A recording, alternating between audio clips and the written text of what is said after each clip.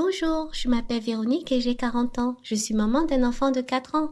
Mon histoire débuta lorsque je rencontrais Christian, 32 ans, sur Instagram. Il vendait je ne sais plus quoi et au tout début je l'avais ignoré. Mais il a continué à liker mes photos, à regarder mes vidéos et m'envoyer des messages. Il n'arrêtait pas de dire que j'étais une très belle femme, que je ne faisais pas mon âge. On a alors commencé à discuter et à s'envoyer des photos. Petit à petit, notre relation a évolué et on a commencé à flirter. Fallait nous voir, on était comme des adolescents. On s'appelait tout le temps, des heures et des heures. Puis un jour, il me dit les 3 mots « je t'aime ». Je fus étonnée. Comment peux-tu aimer une femme que t'as jamais vue? Il me dit qu'il croyait au coup de foudre et qu'il avait vraiment des sentiments pour moi.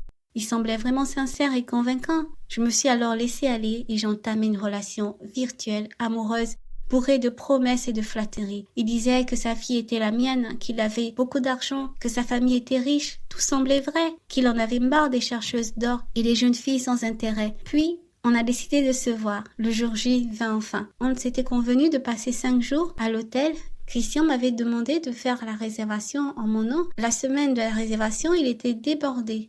Mais il me rassura qu'une fois sur place, il allait aller à la réception, changer le nom de la réservation et qu'il prendrait tout à sa charge. Il a alors choisi l'hôtel, c'était un hôtel 4 étoiles. Et le jour J vint enfin. On tomba dans les bras de l'un et de l'autre. On passa notre première nuit ensemble, c'était magique. Et alors on a entamé un séjour magnifique. Christian n'arrêtait pas de commander des bouteilles de vin, de champagne. On mangeait dans le restaurant gastronomique de l'hôtel. Piscine, massage, pédicure, manicure, service room, bref, c'était incroyable. J'avais l'air d'être une princesse. Je commençais alors à m'inquiéter un peu de l'addition, car tout était noté dans une ardoise pour être réglé au moment du départ. Christian me dit qu'il allait tout régler, qu'il avait des moyens. Il s'offusquait même que je m'attarde sur ce qu'il appelait un détail. Je fermais alors les yeux et je me laissais aller. J'étais vraiment heureuse et surtout réconfortée que Christian soit réel. Il était, comme il avait dit, doux, riche et généreux.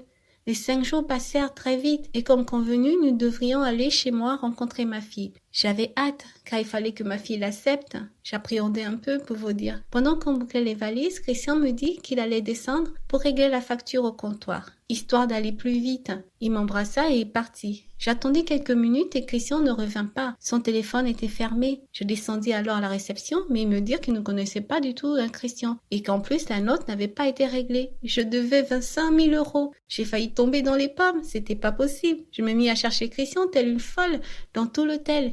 Il était nulle part, sa voiture n'était pas là. Il s'était tiré, le connard.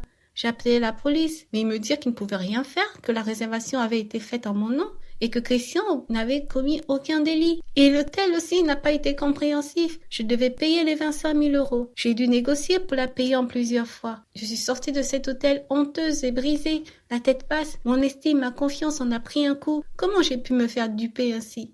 Je n'ai plus des nouvelles de Christian, bien sûr. Après avoir approfondi mes recherches, il s'avère que ce n'est même pas son vrai nom. C'est un pauvre type qui a l'habitude de faire ce genre de choses sur des femmes d'un certain âge. Mon plus grand regret a été de mêler ma fille à cette histoire. Qu'avez-vous pensé de mon histoire? N'oubliez pas de vous abonner, de liker et de commenter. Gros bisous et à bientôt sur notre chaîne. Au revoir.